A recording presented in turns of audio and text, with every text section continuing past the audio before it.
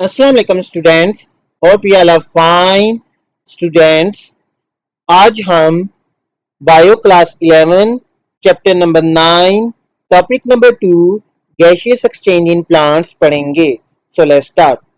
Gaseous exchange in plants refers to movement of carbon dioxide and oxygen across plant body and its environment, which mainly occurs by diffusion.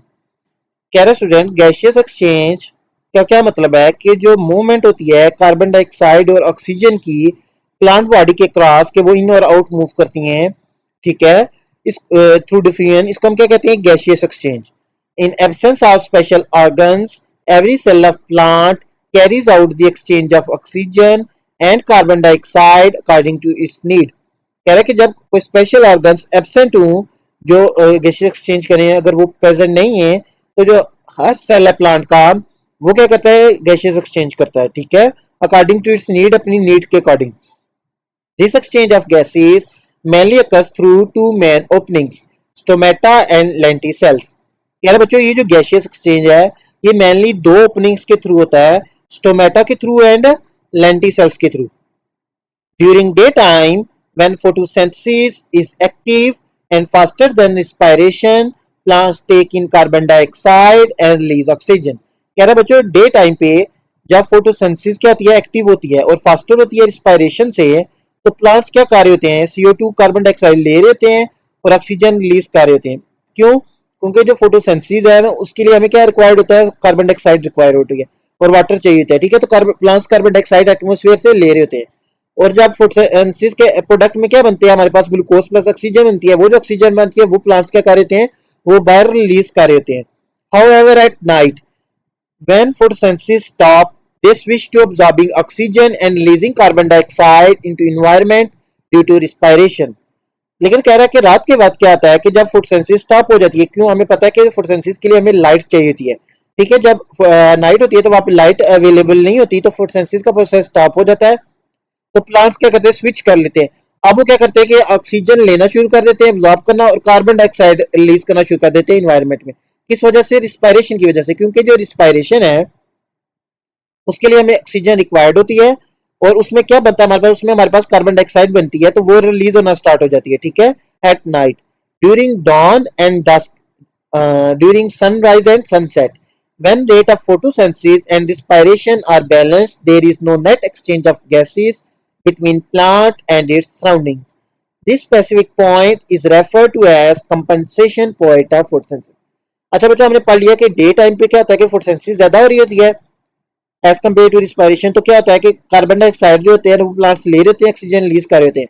लेकिन night time पे photosynthesis stop हो जाती है तो respiration ज्यादा हो रही होती है, तो प्लांट्स ऑक्सीजन ले रहे होते हैं और कार्बन डाइऑक्साइड रिलीज कर रहे होते हैं। लेकिन जब डाउन और डस्क का टाइम होता है, यानी जब सनराइज और सनसेट का टाइम होता है, जब सूर्य निकल रहा है या गुरूब हो रहा है, ठीक है, उस टाइम पे क्या होता है कि फोटोसिंथेसिस और रिस्पायरेशन का रेट बैलेंस हो जाता है, ठीक है, कि जितनी फोटोसिंथेसिस हो रही है उतनी रिस्पायरेशन हो रही है, ठीक है। तो उस टाइम पे जो एक्सचेंज ऑफ गैसेज है ना प्लांट और सराउंडिंग के बीच में, वो क्या होता है कि जीरो हो जाता है, ऑलमोस्ट नहीं हो रहा होता, ठीक है। इस पॉइंट को हम क्या कहते हैं, कंपनसेशन पॉइंट है फोटोसिंथेसिस का, ठीक है।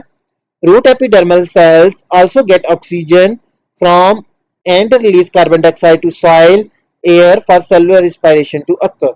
नेक्स्ट पेज पे देखें, role of palisade and spongy mesophyll in exchange of gases. कि जो हमारे पास स्पंजी एंड पेलिसेड मेसोफिल है उसका क्या रोल है गैसियस एक्सचेंज में। Mesophyll cells are a unique type of thin-walled living cells located between the two epidermal layers within leaves। अच्छा बच्चों, आपने लीफ का स्ट्रक्चर ये भी नीचे आएगा देखेंगे, तो जो लीफ है कोई एक टाइप के सेल से नहीं मिलकर बना हुआ, डिफरेंट उसके अंदर लेयर्स हैं सेल की, ठीक है। तो कह रहा है कि जो मेसोफिल सेल्स हैं ना, ये एक यूनिक टाइप के थिन वॉल्ड होते हैं, ठीक है, लिविंग सेल्स हैं जो कहाँ पे लोकेटेड होते हैं, दो एपिडर्मल लेयर्स के बीच में, ठीक है। They are adaptive to perform the process of photosynthesis. कह रहा है कि ये जो सेल्स हैं ये क्या करते हैं, ये फोटोसिंथेसिस परफॉर्म करते हैं। नेक्स्ट है हमारे पास types of mesophyll in dicot and monocot leaves. हमने बच्चों पीछे पढ़ा था कि जो एंजियोस्पर्मिक प्लांट्स है, जो लेटेस्ट फ्लावरिंग प्लांट्स हैं, कि उनमें आगे फर्दर टू सब क्लासेस हैं, मोनोकार्ड्स एंड डाइकॉट्स। तो कह रहा है कि जो मोनोकाट और डाइकाट के जो लीव्स हैं उनमें टाइप्स ऑफ मेसोफिल कौन कौन सी प्रेजेंट हैं, ठीक है। In dicot plants there are two mesophyll layers, palisade mesophyll and spongy mesophyll. कह रहा है कि जो डाइकाट प्लांट्स होते हैं उनमें अंदर दो मेसोफिल की लेयर्स प्रेजेंट होती हैं, एक पैलिसेड मेसोफिल होता है और एक स्पंजी मेसोफिल होता है। अब देखते हैं इनमें डिफरेंस क्या है। The palisade mesophyll which consists of tightly packed elongated cell without spaces in between and the upper epidermis adjacent to it। कह रहा है कि जो पैलिसेड मेसोफिल होता है इसके पास क्या होता है, इलोंगेटेड यानी लॉन्ग ऐसे लंबे, टाइटली पैक्ड के उनके बीच में स्पेस नहीं होती, ठीक है, टाइटली एक दूसरे से साथ जुड़े होते हैं, पैक्ड सेल्स होते हैं और इनके बीच में स्पेस नहीं होती। और जो अपर एपिडर्मस है, हमने कहा था ना कि स्टोमेटा लीव्स में दो लेयर्स होती हैं, एक अपर एपिडर्मस एक लोअर एपिडर्मस, और जो अपर एपिडर्मस है उसके साथ क्या है, ये क्या होते हैं, एडजेसेंट होते हैं यानी इसके साथ होते हैं। द अदर लेयर इज, और जो दूसरी लेयर है वो स्पंजोमेसोफिल है, made up of loosely arranged cells with larger spaces and is next to the lower epidermis. और कह रहा है कि जो स्पंजी मेसोफिल होता है ना, ये लूजली अरेंज सेल से मिलकर बना होता है। लूजली, ऊपर वाले टाइटली अरेंज थे कि एक दूसरे के साथ बिल्कुल जुड़ती है, लूजली अरेंज होते हैं और इनके बीच में लार्जर स्पेसेस प्रेजेंट होती हैं। और ये कहाँ पे प्रेजेंट होते हैं, ये लोअर एपिडर्मिस के साथ प्रेजेंट होते हैं, ठीक है। Leaves with these two mesophyll types and distinguishable upper and lower epidermis are known as bifacial और डार्सो इन्वेंट्रल लीव्स।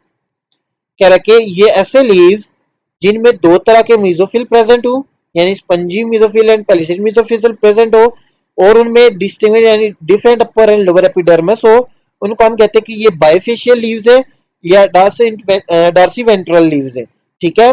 अगर आप देखें साइड पे फिगर 9.2 में आपको बाइफेशियल लीफ नजर आ रहा होगा, तो आपने क्लियरली आप समझ लेना कि इनमें डिफरेंस क्या है। ये आप देखें सबसे ऊपर जो एक लेयर ऑफ सेल है ना, जो आपको ब्लैक में हाईलाइट, ये क्या है, ये अपर एपिडर्मिस है। एक नीचे भी अगर आप देखें तो एक लोअर एपिडर्मिस है।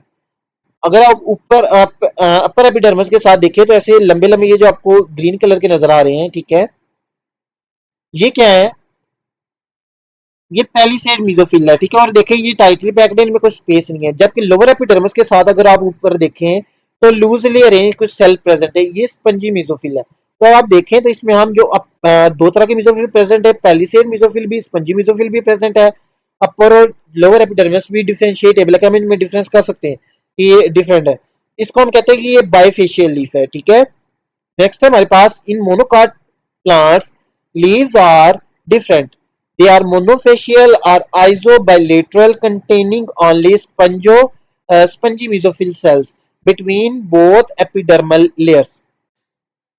कह रहा है कि जो मोनोकाट प्लांट्स होते हैं वो मोनोफेशियल होते हैं और उनके अंदर एक ही मेसोफिल सेल प्रेजेंट होते हैं, स्पंजी मेसोफिल सेल्स, ठीक है। Mesophyll cells in plants are busy with metabolic activities, play a vital role in gas exchange. कह रहा है कि ये जो मेसोफिल सेल्स होते हैं ये मेटाबॉलिक एक्टिविटीज परफॉर्म करते हैं और वाइटल रोल प्ले करते हैं गैसियस एक्सचेंज में।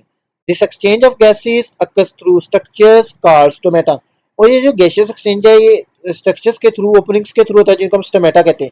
अगर आप ये फिगर में गौर करें तो लोअर एपिडर्मिस है उसके सेल्स के बीच में एक ओपनिंग है जिसको मेंशन किया हुआ है स्टोमेटा, ठीक है। तो ये क्या ओपनिंग है जिसके थ्रू गैसियस एक्सचेंज होता है। नेक्स्ट देखें relationship of stomata and transpiration with exchange of gases, कि स्टोमेटा और ट्रांसपायरेशन का क्या रिलेशन है एक्सचेंज ऑफ गैसेस के साथ। Stomata are tiny curved openings found on leaf surfaces. कह रहा है जो स्टोमेटा है ये स्मॉल कर्व्ड ओपनिंग्स हैं जो लीफ सरफेस पे प्रेजेंट होती हैं। Each stomatal opening, also called a stoma singular, is created by two specialized kidney or bean-shaped guard cells located in the leaf epidermis।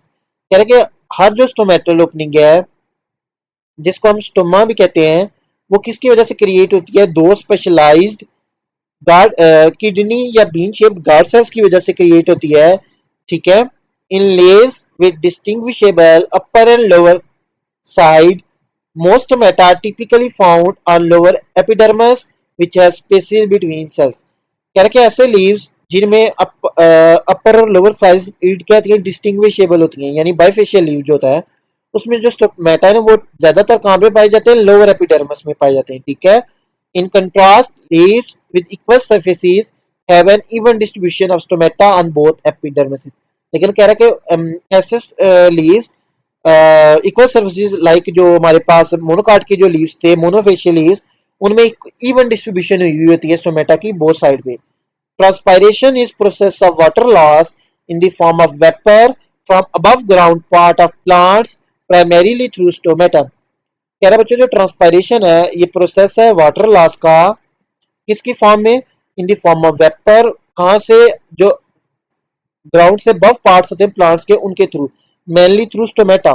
It not only facilitate transport of water and minerals but also play a crucial role in gaseous exchange during daylight as stomata are wide open providing ample passage for gas exchange. ये जो transpiration है ना जो water का loss है stomata के through in the form of vapour कह रहा कि ये एक इंपॉर्टेंट रोल प्ले करता है ट्रांसपोर्ट ऑफ वाटर में भी उसके अलावा गैशियस एक्सचेंज में क्योंकि जो डे लाइट में जब ट्रांसपायरेशन बहुत ज्यादा हो रही होती है तो स्टोमेटा जो ओपन होते हैं जिसकी वजह से एक एम्पल पैसेज वे मिल जाता है गैशियस एक्सचेंज के लिए. सो स्टूडेंट्स हमारा ये टॉपिक कंप्लीट हो चुका है. होपफुली आपको समझ आ गया होगा. If you have any doubt you can ask in comment section. Please like share and subscribe my YouTube channel. Thank you.